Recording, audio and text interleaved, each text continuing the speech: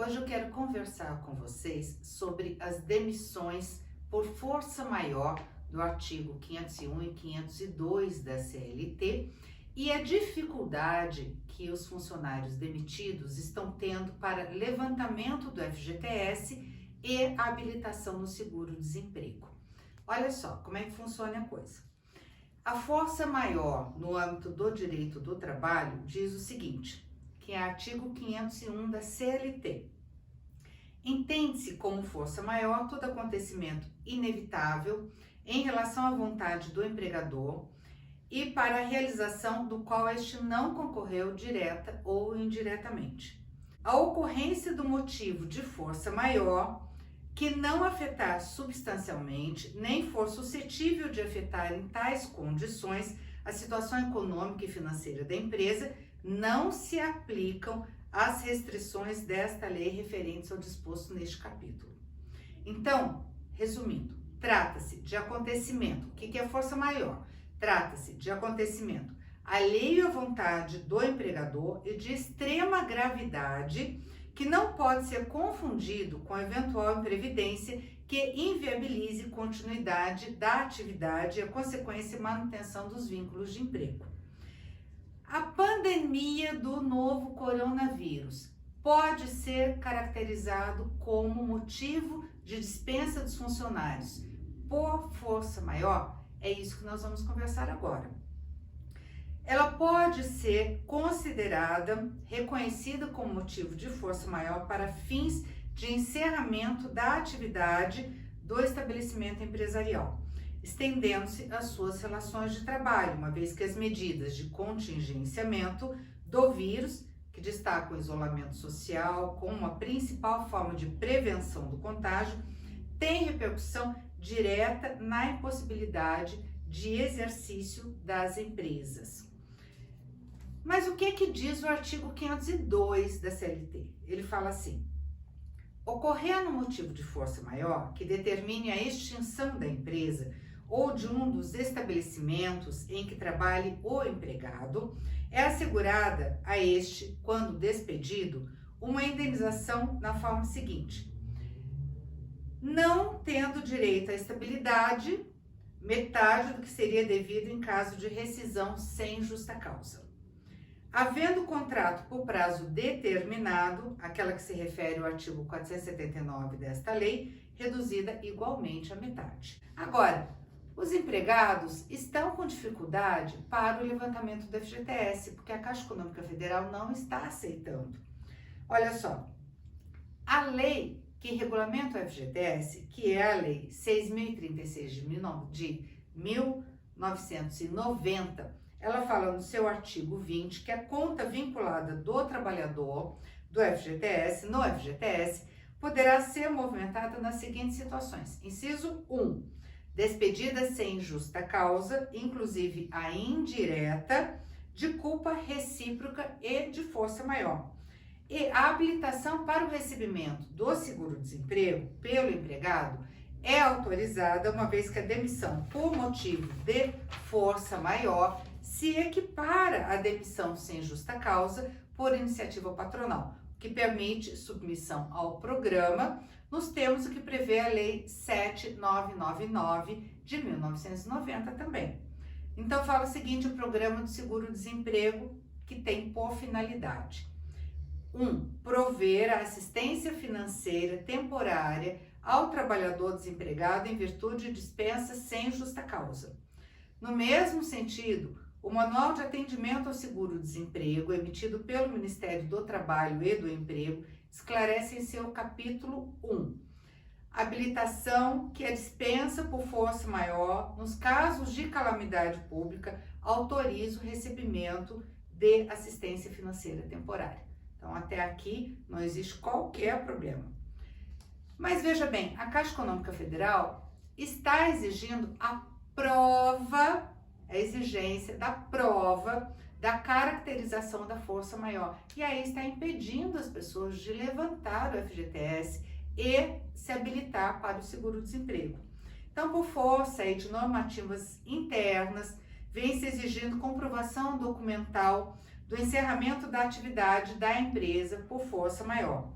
por decisão judicial que declarou a força maior para a extinção do contrato de trabalho para fins de levantamento do FGTS e cópia do boletim de ocorrência ou documento similar para fins de habilitação para recebimento do seguro-desemprego. Gente, olha só, a administração pública, ela está sujeita aí ao princípio da legalidade, da razoabilidade, da proporcionalidade. Então, a administração pública, ela é sujeita a todos esses princípios. Existe, com relação ao FGTS, a possibilidade já de levantamento dele, que é a Lei 8.036 de 1990, o levantamento do FGTS em caso de força maior. E o seguro-desemprego não faz qualquer menção à exigência de prova de força maior por decisão judicial ou boletim de ocorrência para que o funcionário, para que o trabalhador possa se habilitar.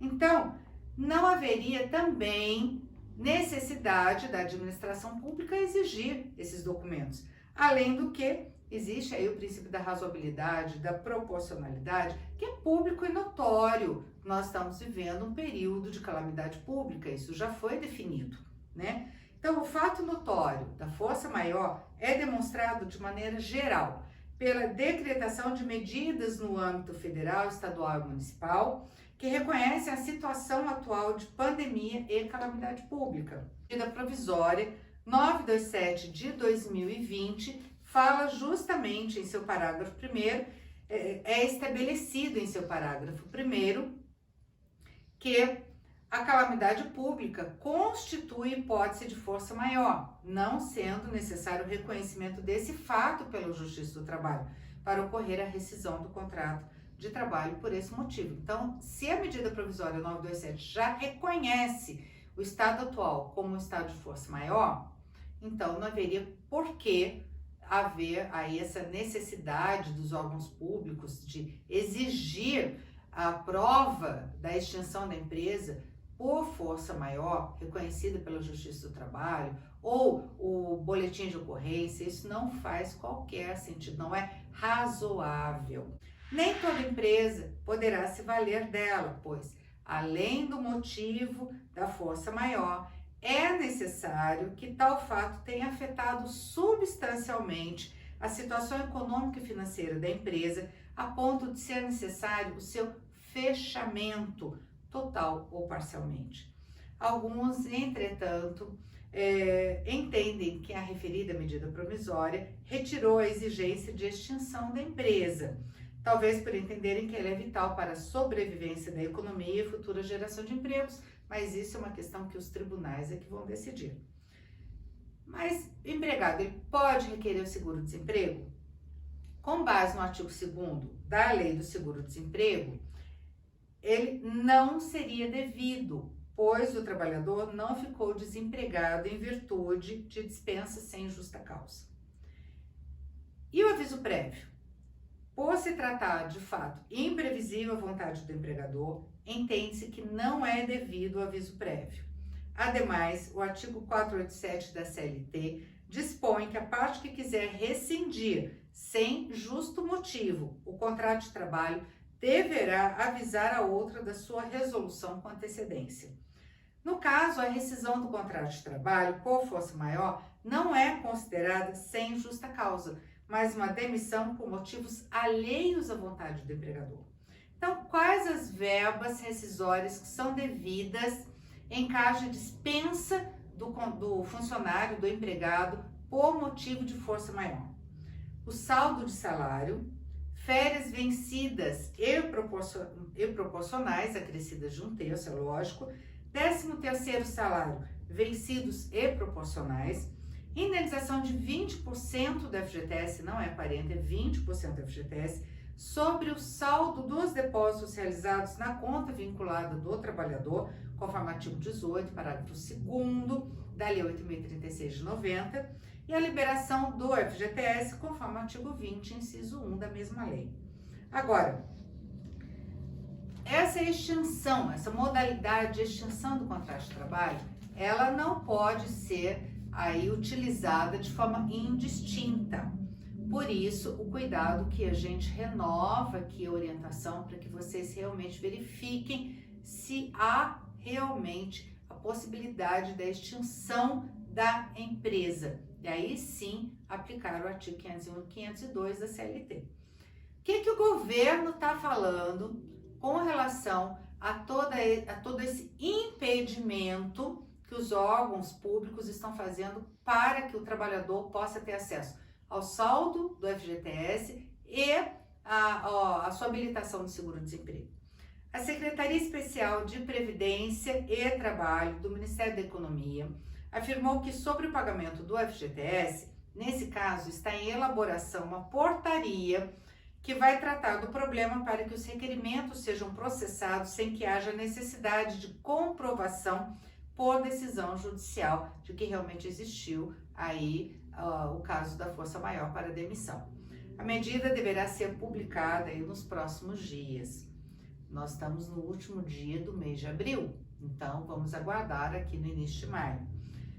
Quanto ao seguro-desemprego, a Secretaria informou que foi expedida uma circular com orientações para que os requerimentos apresentados nas situações de demissão por força maior, relacionados ao contexto excepcional da Covid-19, sejam recepcionados sem que haja necessidade da comprovação por decisão judicial. Como é que se deve proceder? Existem alguns canais de atendimento remotos, sem a necessidade de comparecimento pessoal do trabalhador. Nós sabemos que as agências do SINE, Sistema Nacional de Emprego, foram fechadas, elas não estão trabalhando. Então, os trabalhadores que encontrarem problemas nos pedidos de seguro-desemprego podem enviar uma mensagem para as superintendências do trabalho para tratar de pendências. O endereço do e-mail segue o seguinte padrão: trabalho.São Paulo, Mato Grosso, aí tem que ver o estado que você está. Então você vai colocar trabalho, nós estamos no estado de São Paulo, trabalho.sp@mte, M de Maria, T de Tatu, E de elefante.gov.br.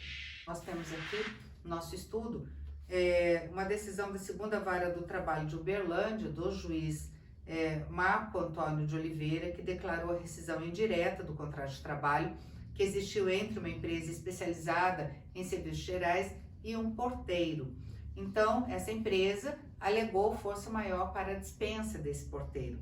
E o juiz disse o seguinte, então, que o artigo 501 e 502 tem que ser usado com parcimônia. O artigo 502 da CLT, ele estabelece que no caso da ocorrência de motivo de força maior, que determine a extinção do estabelecimento onde trabalhe empregado não estável, é devida a ele uma indenização correspondente à metade da que seria devida em caso de rescisão sem justa causa. Porém, ele observou o seguinte, que a força maior que determina a extinção da empresa ou do estabelecimento onde trabalha o empregado é requisito essencial para a caracterização da força maior e que naquele caso não ocorreu. Então ele fala assim que nesse contexto, afastando a aplicação dos artigos 501 e 502 da CLT, o juiz sentenciante declarou a dispensa imotivada do reclamante sem que fosse caracterizada a força maior, condenando a empregadora e a empresa subsidiária ao pagamento das verbas rescisórias correspondentes. Então, gente, a justiça está muito atenta a tudo isso que está acontecendo e o nosso recado é justamente para que as empresas não utilizem o motivo de força maior de forma indiscriminada. Por favor, consultem os seus advogados de confiança, o seu jurídico da empresa, verifique se realmente houve necessidade da rescisão utilizando o motivo de força maior e pagando a metade das verbas trabalhistas e do FGTS por extinção efetiva da empresa. Era isso que a gente queria comunicar com vocês. Um grande abraço, até a próxima.